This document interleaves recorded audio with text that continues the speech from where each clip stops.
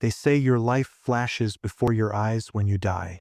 For me, it happened as I stood at the altar, watching the man I loved prepare to destroy me with a smile. My name is Alex, and in that moment, under the warm lights of the church, with the scent of lilies choking the air, my heart wasn't beating. It was counting down. He thought he was about to start his life.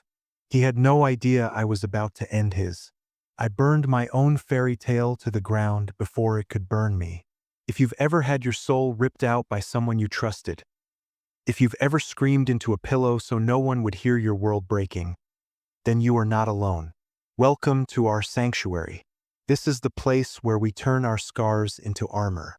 Before we go any further on this journey, do me a favor. Hit that like button as if you're striking a match, and subscribe to join our army of survivors. Now, let me show you how I orchestrated a revenge so absolute, it became a legend. Our love story was a masterclass in deception, and I was its most devoted student. Liam wasn't just my fiancé, he was my architect. He had designed the woman he wanted me to be, confident, trusting, blind, and I had built myself into her image, brick by painful brick. I loved him with a purity that, looking back, feels like an illness. Our world was a carefully curated cast of characters. There was Liam's mother, the formidable Mrs. Davison, who saw me as the perfect vessel for her future grandchildren. There was his best man, Mark, a walking stereotype of loyalty who slapped Liam on the back and called me the best thing that ever happened to him. There were my bridesmaids, the ever-practical Sarah and the sweet, naive Jessica. And then there was Chloe, my maid of honor, the other half of my soul, or so I thought. We shared secrets like we shared air, our lives woven together since childhood.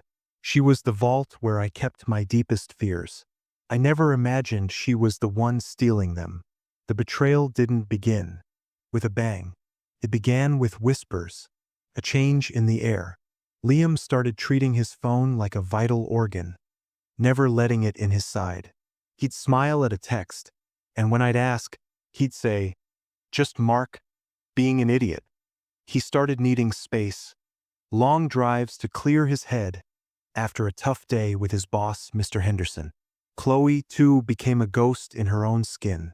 She'd cancel our weekly lunches, citing a migraine. She'd hold my gaze for a second too short. When I cried on her shoulder about my wedding fears, about feeling distant from Liam, she'd rub my back and say, "All couples go through this, Alex. He adores you." She was a physician administering poison, telling me it was medicine. The truth found me on a rainy Tuesday afternoon, a day so gray it seemed to be mourning what I was about to lose. Liam had left his old iPad behind, a relic he no longer needed. "Wipe it for your Uncle Ben," he'd said with a careless wave. The command was so casual, so innocent. I powered it on. The Wi-Fi connected automatically, and then hell opened up on the screen. A string of iMessages synced from his phone. The contact name was a simple, single red heart emoji, the same emoji he used for me. My eyes scanned the first message, and the air left my lungs. "Chloe, is she asleep yet? I can't wait any longer. Liam, give me 10 minutes. God, I need you." Time stamped an hour after I'd fallen asleep next to him the night before. I scrolled. It was a novel of their affair, a digital monument to my stupidity. I saw my love, my trust, my entire life, twisted into a joke. They mocked my choice of wedding song. They laughed about how clueless I was. There was a picture of them, tangled in sheets in a hotel room I recognized. The one Liam claimed he'd stayed in during his business conference in Boston. Under it, Chloe had written, "Bet she's never made you smile like this." I didn't just break. I disintegrated. I crawled to the bathroom and was violently sick, my body trying to expel the poison of their lies. I laid on the cold tile, the iPad next to me, its screen glowing with my ruin. And in that moment, something inside me died. The trusting, loving Alex. She bled out on the bathroom floor. and something else, something cold and sharp and ancient, was born in her place. The next few weeks were an out-of-body experience. I was a puppet, and vengeance was pulling the strings. I smiled at Liam. I hugged Chloe. I let them play their parts, all while I was writing a new final act. Sarah, my bridesmaid, found me one night, just staring at a wall. She saw the iPad. The truth poured out of me, and she held me as I finally sobbed. Not tears of sadness. Tears of pure, unadulterated rage. "We'll ruin them," she whispered, her voice fierce. "No," I corrected her, my own voice steady and calm. "I will, and it will be a work of art." The idea came to me like a divine revelation. Liam's vows, his sacred promises, they would be my weapon. I spent days perfecting my trap. I found the exact, ridiculously expensive cream linen paper he'd used. I studied the font he'd chosen online. Then I began my composition. I cherry-picked their most vile messages, the ones that cut the deepest, and wove them into the structure of wedding vows. I started with the text Chloe sent after our bridal shower. "My dearest Chloe, seeing you stand there today, pretending to be happy for us, made me want you more than ever. I vow to get through this charade as quickly as possible, so I can be with the woman I truly love." I added the line Liam sent her on my birthday. "I promise to make up for this night of celebrating her by spending the rest of my life celebrating you." And for the finale, the most damning line of all, from a text discussing my inheritance from my late parents. "And I solemnly swear to you and only you that her money will be our freedom, forever and always."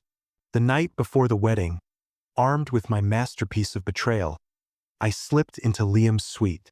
His suit was hanging, ready. His handwritten vows were in the breast pocket. My hands didn't even shake as I made the swap. Felt like destiny. Now here we are. The altar. Liam unfolds the paper. The silence in the church is absolute. He begins. "My dearest Chloe." His voice cracks. A sound wave of confusion ripples through the 200 guests. He stops. His face, once so handsome and confident, crumples. It is a symphony of panic. He looks at me, his eyes screaming for help. But the woman he's looking for, the old Alex, is gone. I lean into my microphone, my voice as clear as a funeral bell. "Don't stop, Liam," I say, a cold smile touching my lips.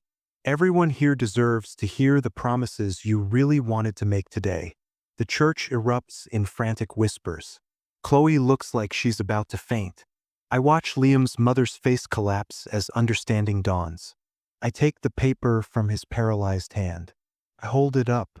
"Let me finish for you," I announce. I read every single sickening word. With each sentence, another wave of shock crashes over the crowd.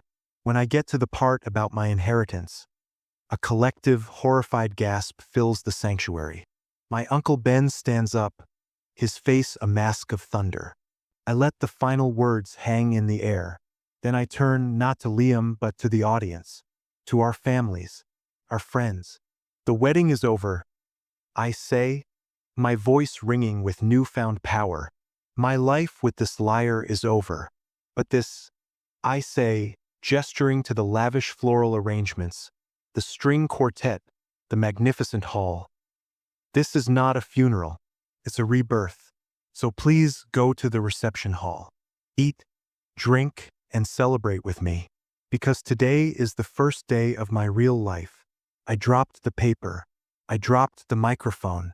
And I walked away from the ruins of my past, down that aisle, and into my future, alone. And for the first time in a long time, completely and utterly free. They tried to bury me. They didn't know I was a seed. Have you ever had to rise from the ashes of a betrayal like this? Share your story of survival in the comments. Your strength could be the light someone else needs to see today.